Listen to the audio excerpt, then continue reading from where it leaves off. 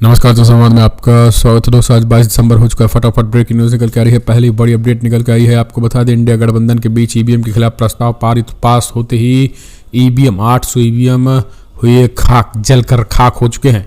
चुनाव आयोग के दफ्तर में लगी आग के बाद खाक हुए 800 ईवीएम। बहुत बड़ी अपडेट निकल के आ रही है। आखिर ईवीएम जलाए जाने के अब मामला तेजों से गर्माता दिखाई दे रहा है। दूसरी बड़ी अपडेट, सीडब्ल्यूसी बैठक में लोकसभा चुनाव की तैयारियों पर चर्चा। राहुल गांधी से भारत जोड़ो यात्रा एक बार फिर से शुरू करने का आग्रह किया गया है। इसके बारे में आपको बताएंगे। तीसरी खबर, बीजेपी सांसद ब्रजभूषण शरण सिंह के करीबी संजय सिंह कुश्ती संघ के नए अध्यक्ष चुने गए। इस बीच बड़ी अपडेट, जमकर हंगामा, पहलवान साक्षी मलिक ने दिया इस्तीफा। जी हाँ, बहुत बड़ी, इसके बारे में आपको बताएंगे। अगली खबर में बताएंगे, जहां लोकसभा में कांग्रेस के 3 और सांसद डीके सुरेश, नकुल नाथ समेत कई सस्पेंड। इसके बारे में आपको बताएंगे। और इस बीच हौती अधिकारियों ने ऐलान कर दिया है कि अमेरिकी हितों और जहाज़ों, चाहे सैन्य हो या वाणिज्यिक, को निशाना बनाकर अमेरिका को दिया जाएगा करारा जवाब अगर अमेरिका लेगा हमारे खिलाफ कोई एक्शन।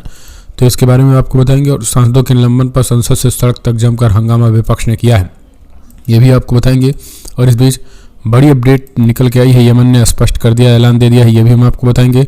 और हमास के प्रवक्ता अबू उबैदा का बयान, 24 घंटे में जमकर मचाई है तबाही, ये भी आपको जान लेना जरूरी है। पूरे यूरोप में कैसे खतरा मंडरा रहा है कि खुलासा किया गया है। लेकिन उससे पहले एक छोटा सा निवेदन, अगर आपने चैनल को सब्सक्राइब नहीं किया तो पल पल के अपडेट के लिए चैनल को सब्सक्राइब करना ना भूलें दोस्तों। और अगर आप भी मानते हैं कि फिलहाल ईवीएम पूर्णतः 2024 लोकसभा चुनाव तक प्रतिबंध होना चाहिए और बैलेट पेपर से चुनाव हो, तो इस वीडियो को लाइक करके अपना समर्थन दर्ज कर। दरअसल पहले बड़ी अपडेट निकल के आई है। 3 राज्यों पर लगातार जीत पर खड़े हो रहे सवाल के बीच कुछ चीज़ें और पुख्ता हो गई हैं। ईवीएम पर लगातार सवाल खड़े होते रहे हैं। इस बीच 19 दिसंबर को विपक्ष टीम इंडिया की बैठक होती है। इस बैठक में ईवीएम को लेकर के फैसला लिया जाता है, एक प्रस्ताव पारित किया जाता है। और इस प्रस्ताव में कहा जाता है कि ईवीएम की जांच के साथ साथ, ईवीएम की सुरक्षा के साथ साथ, ईवीएम को लेकर के पूरी मतगणना की काउंटिंग और मतगणना तक को लेकर के प्रस्ताव पारित किए गए हैं। लेकिन इस 100% मतगणना के प्रस्ताव के बाद ईवीएम दफ्तर में आग लग गई और 800 ईवीएम खाक हो जाता है, जिसके बाद ये पूरा वाकया सवालों के घेरे में आ गया है। चुनाव आयोग के दफ्तर में आग लगने के बाद 800 ईवीएम रखी हुई थी जो पूरी तरीके से खाक हो चुकी है। और यही कारण है इसके बाद जोरदार शोर शराबा और हंगामा मचा हुआ है। तो कमेंट्स माध्यम से आप अपने सुझाव देना ना भूलें। अगली एक और अपडेट, सीडब्ल्यूसी बैठक में लोकसभा चुनाव की तैयारियों पर चर्चा हुई है। राहुल गांधी से भारत जोड़ो यात्रा फिर शुरू करने का आग्रह किया गया है। कांग्रेस पार्टी में निर्णय लेने वाली सर्वोच्च संस्था कांग्रेस कार्यसमिति सीडब्ल्यूसी की राजधानी दिल्ली में पार्टी मुख्यालय में बैठक हुई, जिसकी अध्यक्षता पार्टी प्रमुख मल्लिकार्जुन खड़गे ने की। बैठक में सोनिया गांधी, राहुल गांधी, प्रियंका गांधी, केसी वेणुगोपाल, अजय माकन, अधीर रंजन चौधरी, सलमान खुर्शी समेत कार्यसमिति के सभी सदस्य शामिल हुए थे। बैठक में देश के वर्तमान हालात और पार्टी की लोकसभा चुनाव की तैयारियों पर भी चर्चा हुई है। बैठक में राहुल गांधी से पूर्व से पश्चिम तक एक और भारत जोड़ो यात्रा शुरू करने की मांग उठी। बैठक से पहले कांग्रेस अध्यक्ष मल्लिकार्जुन खड़गे ने शुरुआती वक्तव्य दिया। अपने वक्तव्य की शुरुआत करते हुए खड़गे ने कहा है कि मैं आप सभी का कांग्रेस कार्यसमिति की बैठक में हार्दिक स्वागत करता हूं। इस बीच राहुल गांधी से एक बार फिर से उत्तर प्रदेश में भारत जोड़ो यात्रा, यानी यूपी जोड़ो यात्रा तो शुरुआत है, लेकिन भारत में भारत जोड़ो यात्रा की शुरुआत करने की तेजी कही जा रही है। एक और अपडेट निकल, मलिक ने किया संन्यास का ऐलान। रोते हुए बोली ब्रजभूषण के साथी के अंडर नहीं खेल सकती।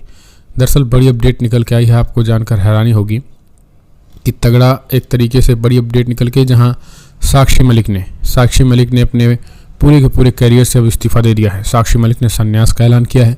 कहा, ब्रजभूषण के साथी ने जिस तरीके से जीत दर्ज की, दरअसल ब्रजभूषण सिंह के करीबी संजय सिंह अध्यक्ष बन चुके हैं। अध्यक्ष बनने के बाद कुश्ती से संन्यास लेने का ऐलान कर दिया है साक्षी मलिक ने। उन्होंने कहा है कि हम 40 दिनों तक सड़कों पर सोए और देश के कई हिस्सों में बहुत सारे लोग हमारा समर्थन करने आए। अगर ब्रजभूषण सिंह के बिजनेस पार्टनर और करीबी सहयोगी इस फेडरेशन में रहेगा तो मैं अपनी कुश्ती को त्यागती हूँ। तो सीधे तौर पर उन्होंने कुश्ती को त्याग दिया है। और अब ब्रजभूषण शरण सिंह के बेहद करीबी संजय सिंह जो है वो फिलहाल चुनाव जीत चुके हैं। नतीजों से पहले ब्रजभूषण शरण सिंह ने दावा किया था कुश्ती संघ के अध्यक्ष संजय सिंह ही बनेंगे, और संजय सिंह आखिरकार बन भी गए। और यही कारण है कि इस पूरे मामले में अब पूरी तरीके से टकराहट है। एक और अपडेट, लोकसभा से कांग्रेस के 3 और बीजेपी से डीके शिवकुमार, नकुल नाथ और दीपक बैज निलंबित। अब तक 146 सांसद सस्पेंड। दरअसल संसद की सुरक्षा में हुई चूक पर गृह मंत्री और प्रधानमंत्री के बयान की मांग कर रहे विपक्ष का हंगामा जारी है। विपक्ष के खिलाफ आज भी संसद में कार्रवाई देखने को मिली। 3 और कांग्रेसी सांसदों को सस्पेंड कर दिया गया। लोकसभा में प्रेस और पत्र पत्रिका पंजीकरण विधेयक 2023 पर चर्चा के दौरान केंद्रीय संसदीय कार्य मंत्री प्रहलाद जोशी ने तीनों सांसदों को निलंबित करने का प्रस्ताव सदन में रखा। पीठासीन सभापति रमा देवी ने सदन पर प्रस्ताव पर रजामंदी देने के बाद इसको पारित करने की घोषणा कर दी है। एक और अपडेट निकल के आई है, जहां सांसदों के निलंबन पर संसद से सड़क तक विपक्ष का हल्ला बोल। खड़गे की अगुवाई में संसद भवन से विजय चौक तक निकाला गया मार्च।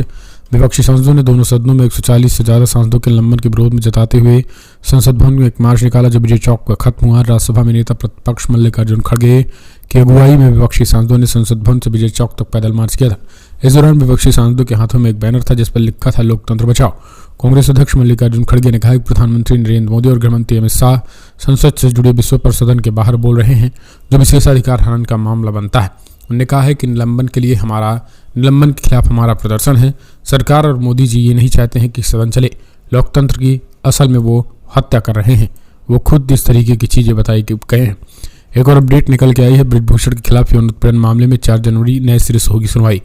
दिल्ली की एक अदालत बीजेपी सांसद और भारतीय कुश्ती संघ महासंघ के पूर्व प्रमुख ब्रिजभूषण शरण सिंह के खिलाफ 6 महिला पहलवानों द्वारा दायर यौन उत्पीड़न मामले में नए सिरे से सुनवाई शुरू होगी।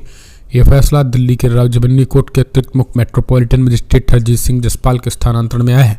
उन्होंने पहले मामलों की अध्यक्षता की थी। पूर्ववर्ती न्यायाधीश पहले ही व्यापक दलीलें सुन चुके हैं, इसलिए अदालत ने विशेष रूप से आरोप न करने के नए सिरे से सुनवाई की जरूरत बताई है। इस तरीके से ये बड़ी अपडेट निकल के आई है। तो फिलहाल कमेंट्स के माध्यम से अपने सुझाव देंगे। और अपडेट यमन में हौथियों ने कर दी बड़ी घोषणा। उन्होंने गाजा में लड़ाकों को भेजने के लिए तैयारी की घोषणा की। दरअसल आपको बता दें, यमन में हौथी विद्रोहियों ने घोषणा की है कि गाजा में अपने लड़ाकों को भेजने की तैयारी तेज कर दी है। हौथी विद्रोहियों ने कहा है कि आने वाले समय में जितनी तेजी के साथ अब अटैकिंग मोड में नजर आ रहे हैं। उनका कहना है कि यमन में हौथियों ने घोषणा की है। और आपको बता दें, यमन में लगातार हौथियों घोषणा कर रहे हैं कि जो भी खास करके अमेरिका के इस गठबंधन में यमन की सेना के खिलाफ लड़ेगा वो हमारा दुश्मन होगा और उस देश के जहाज़ों को पूरी तरीके से लाल सागर में चाहे आज या भविष्य में तबाह करते रहेंगे। इस वजह से सोच समझ के अमेरिका के इस गठबंधन का हिस्सा बनना, अगर हम यमन के गठबंधन के हिस्सा यूं ही बन गए तो आने वाले समय में भारी पड़ेगा। तफसीली तौर पर आपको बता दें, इजराइल में हमले तेज करने के भी ऐलान कर दिया। उन्होंने कहा किसी भी कीमत पर हमले रुकने वाले नहीं है। तो यमन में हौथियों ने घोषणा की और गाजा में लड़ाकों को भेजने के लिए भी तैयारी पूरी अपनी तेज कर दी है। एक और अपडेट निकल के आई है, बिग ब्रेकिंग, जहां आखिरकार यूरोप पर मंडरा रहा है खतरा। यूरोपीय संघ के विदेश नीति के प्रमुख के बयान से फैली सनसनी मचा हंगामा। यूरोपीय संघ के विदेश नीति प्रमुख जोसेफ बोरेल ने 2 युद्धों के बीच में यूरोप शीर्षक के तहत आयोजित एक सम्मेलन में बोलते हुए कहा है कि पूरे महाद्वीप का खतरा मंडरा रहा है। प्राप्त रिपोर्ट के मुताबिक यूरोपीय संघ के विदेश नीति प्रमुख जोसेफ बोरेल ने ग्रेट कॉन्टिनेंट शिखर सम्मेलन में यूरोप 2 युद्धों के बीच में विषय पर अपने भाषण में कहा है कि यूरोप खतरे में है। बोरेल ने एक्स पर प्रकाशित एक संदेश में कहा है कि अगर हम पुतिन को यूक्रेन में जीतने देते हैं, तो अगर हम गज्जा में चल रही त्रासदी को जारी रखते हैं तो यूरोपीय परियोजनाओं को अपूरणीय क्षति हो सकती है। आपको बता दें, पिछले 2 महीनों के दौरान गजा में ज़ायोनिस्ट शासन द्वारा किए गए अपराध इतने व्यापक थे कि अन्य मीडिया ने यूक्रेन में युद्ध और उसके बाहरी इलाकों पर ज़्यादा ध्यान नहीं दिया है। अब कीव के समर्थकों को यूक्रेनी सेना को अधिक हार मिलने की चिंता सता रही है, क्योंकि यूक्रेन का समर्थन करने के यूरोपीय राष्ट्रों की इच्छा कम हो रही है। तो ये चीज़ें स्पष्ट तौर पर देखने को मिल रहा है। एक और अपडेट निकल के आई है, बिग ब्रेकिंग, यमन के अंसरुल्लाह हौतीस के नेता अब्दुल मलिक अल थूली ने अपने एक भाषण में ऐलान कर दिया है कि इजराइल पर हमले रहेंगे जारी, चाहे अमेरिका कितना भी गठबंधन बना ले। यहाँ दरअसल अमेरिका के गठबंधन को धता बताते हुए यमन ने ऐलान कर दिया है कि इजराइल पर अटैक जारी रहेगा। उन्होंने कहा है कि अगर अमेरिका ने यमन पर हमला करने की गलती की तो अफगानिस्तान वियतनाम से भी ज़्यादा अपमानजनक तरीके से हारेगा। उन्होंने कहा कि अगर अमेरिका हम पर हमला करता है तो हम भी गाजा के उत्पीड़न मुसलमानों की मदद और समर्थन करने से पीछे नहीं हटेंगे। पूरे मुस्लिम उम्मा को गाजा के उत्पीड़न मुसलमानों की मदद करनी चाहिए। उन्होंने कहा कि इजराइल जाने वाले हर जहाज को निशाना बनाया जाएगा और उनकी तबाही पूरी दुनिया में हम दिखाएंगे। सीधे तौर पर आर पार के ऐलान कर दिया है, पीछे हटने को तैयार नहीं है। एक और अपडेट निकल के आई है दोस्तों, लगातार पीछे हट रही है इजरायली सेना। जी हाँ, बड़ी खबर निकल के आई है उत्तरी गाजा में बेत लाहिया और जबलिया में भी लगातार इजरायली सेना बैकफुट पर नजर आई है। दोनों जगह कई IDF सैनिक मारे गए थे और इस बीच TL रिस्टोर हो गई है। आपको बता दें जबलिया में हो रही लगातार झड़पें साफ तौर पर देखने को मिल रही हैं। इजरायली सेना पर हमास के लड़ाके अल-कासम ब्रिगेड के लड़ाके भारी पड़ रहे हैं और इन्हें उत्तरी गाजा से कई इलाकों में पीछे ढकेला जा रहा है। एक और अपडेट, ईरान महिलाओं को नहीं बख्शिश, जहां दिखेंगे वहीं होंगे अरेस्ट, हिजाब पर सुप्रीम लीडर सख्त। जी हाँ, दरअसल बड़ी अपडेट, हिजाब नियमों को लागू करने और ड्रेस कोड का पालन नहीं करने वाली महिलाओं पर नकेल कसने के लिए ईरानी सरकार ने मोबाइल कोड स्थापित करने की योजना बनाई है। एक गुप्त दस्तावेज लीक होने से इसका खुलासा हुआ और दस्तावेज पर अप्रैल और मई की तारीख है, जिसमें हिजाब पहनने की अनिवार्यता सब सहित ड्रेस कोड नियमों का उल्लंघन करने वाली महिलाओं को सजा देने के लिए सार्वजनिक स्थानों पर मोबाइल कोर्ट की स्थापना की योजना बनाई गई है। और यही कारण है कि अब इस पूरे मामले में ईरान में स्पष्ट है कि बिना हिजाब अगर कोई घर से बाहर निकलेगा तो उनकी गिरफ्तारी सुनिश्चित की जाएगी और एक तरीके से ईरान सरकार ने इस पूरे नियम को और कड़ा कर दिया है। एक और अपडेट निकल के आई है, भारत पर लगातार बढ़ रहा है कर्ज का बोझ, 205 लाख करोड़ रुपए पहुंचा आंकड़ा, IMF ने किया अलर्ट। भारत दुनिया में सबसे तेजी से आगे बढ़ती हुई अर्थव्यवस्था, इंडियन फास्टेस्ट ग्रोइंग इकोनॉमी बनने का दावा मोदी सरकार कर रही है, लेकिन इसके साथ ही देश में कर्ज का भी बोझ बढ़ता जा रहा है, जिसे ना तो मीडिया और ना ही मोदी सरकार गिनाती है। ये हम नहीं कह रहे बल्कि आंकड़े बता रहे हैं। एक रिपोर्ट में जानकारी दी गई है कि देश का कुल कर्ज चालू वित्त वर्ष की जुलाई और सितंबर तिमाही में बढ़कर $2.47 ट्रिलियन यानी 205 लाख करोड़ रुपए हो गया है। हालांकि इसी बीच डॉलर की कीमत में होने वाली बढ़ोतरी का असर भी पड़ा है, जिससे कर्ज के आंकड़े को बढ़ाने का काम किया है। PTI की रिपोर्ट के मुताबिक इससे पहले बीते वर्ष की जनवरी-मार्च तिमाही में कुल कर्ज $2.34 ट्रिलियन या करीब 200 लाख करोड़ रुपए था। indiabonds.com के सह संस्थापक विशाल गोयनका ने भारतीय रिजर्व बैंक के आंकड़ों का हवाला देते हुए केंद्र और राज्यों पर कर्ज के आंकड़े पेश किए गए हैं। एक और अपडेट, कांग्रेस का बदलेगा पत्ता, जनवरी में इंदिरा भवन में शिफ्ट होगी पार्टी, अब आप भी जान लीजिए एड्रेस। भाजपा के बाद देश की सबसे पुरानी पार्टी कांग्रेस का भी पता बदलने वाला है। कांग्रेस जनवरी के दूसरे सप्ताह में अपने नए हेडक्वार्टर में शिफ्ट होने वाली है। इस नए मुख्यालय का नाम इंदिरा भवन रखा जाएगा। न्यूज एजेंसी ANI ने सूत्रों के हवाले से इस बात की जानकारी दी और आपको बता दें, फिलहाल कांग्रेस पार्टी का दफ्तर नई दिल्ली के 24 अकबर रोड स्थित है।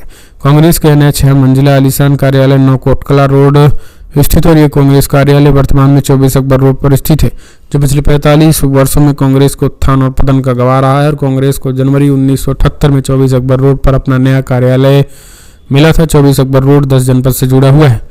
एक और अपडेट निकल के सहारनपुर से शुरू हुई कांग्रेस की यूपी जोड़ो यात्रा, पहले दिन उमड़ी भारी भीड़, बीजेपी को उखाड़ फेंकने का किया गया आह्वान। राहुल गांधी की भारत जोड़ो यात्रा की कामयाबी के बाद उत्तर प्रदेश कांग्रेस की यूपी जोड़ो यात्रा का जबरदस्त आगाज हो गया है और यात्रा की शुरुआत सहारनपुर जनपद के गोंगो से हुई है। यहाँ तमाम बड़े नेताओं ने सबसे पहले प्रसिद्ध शाकुम्भरी पीठ से आशीर्वाद प्राप्त किया और उसके बाद अपने 25 दिनों का सफर का आगाज किया। हाल ही के दिनों में कांग्रेस में वापस लौटकर आए इमरान मसूद का यहाँ जलवा देखने को मिला और सहारनपुर में कांग्रेसियों का जबरदस्त स्वागत हुआ। इस दौरान कांग्रेस के प्रदेश अध्यक्ष अजय राय समेत तमाम नेताओं ने बीजेपी को सत्ता से उखाड़ फेंकने का आह्वान किया और उत्तर प्रदेश कांग्रेस कमेटी ने प्रदेश अध्यक्ष अजय राय के नेतृत्व में निकाली गई यूपी जोड़ो यात्रा का शहर में दर्जनों जगह स्वागत हुआ और बेहट से सहारनपुर पहुंचे ऑल इंडिया कम्युनिस्ट पूर्व सदस्य जावेद साबरी के नेतृत्व में कांग्रेस जनों ने यात्रा का जोरदार स्वागत किया है। तो एक तरीके से यूपी में जोड़ो यात्रा शुरू हो चुकी है। एक और अपडेट निकल के आई है, बिग ब्रेकिंग, जहां CISF को मिली संसद सिक्योरिटी की जिम्मेदारी, संसद की सुरक्षा में चूक के बाद गृह मंत्रालय का बड़ा फैसला। दरअसल बड़ी खबर निकल के आई है, जहां संसद सुरक्षा में चूक के बाद केंद्रीय गृह मंत्रालय ने अहम फैसला लिया है। संसद की सुरक्षा CISF को सौंप दी गई है। अब दिल्ली पुलिस के जवान संसद की सुरक्षा संभाल रहे थे अभी तक। अब संसद की सुरक्षा चूक को लेकर विपक्ष केंद्र सरकार पर हमलावर है और जिस तरीके की चीजें हुई हैं इस पूरे मामले में दिल्ली पुलिस से चूक हुई है, जिसके बाद अब इसे